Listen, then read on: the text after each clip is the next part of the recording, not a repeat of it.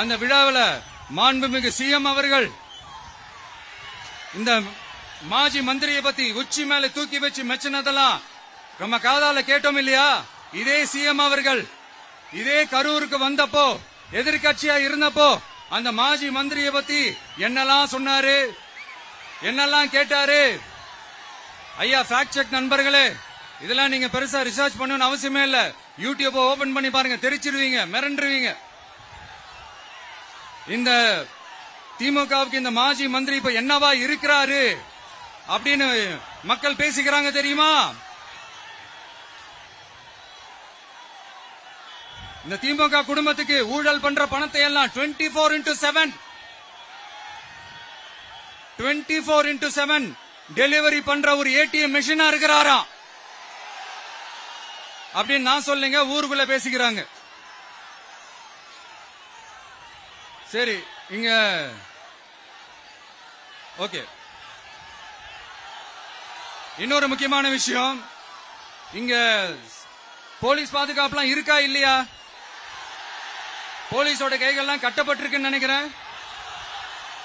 போலீசார் மக்கள் தான் சார் எஜமானர்கள்.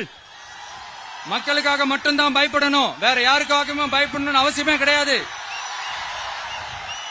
இன்னும் 6 மாசம் தான்.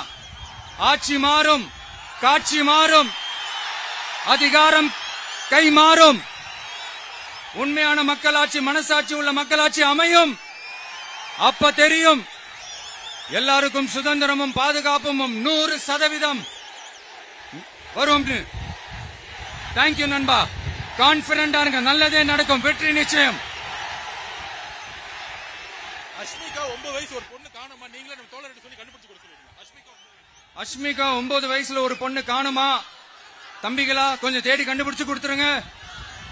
அஷ்மிகா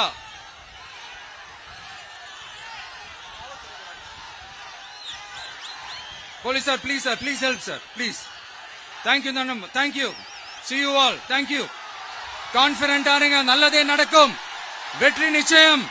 மீண்டும் சந்திக்கும் வரை நன்றி, வணக்கம்.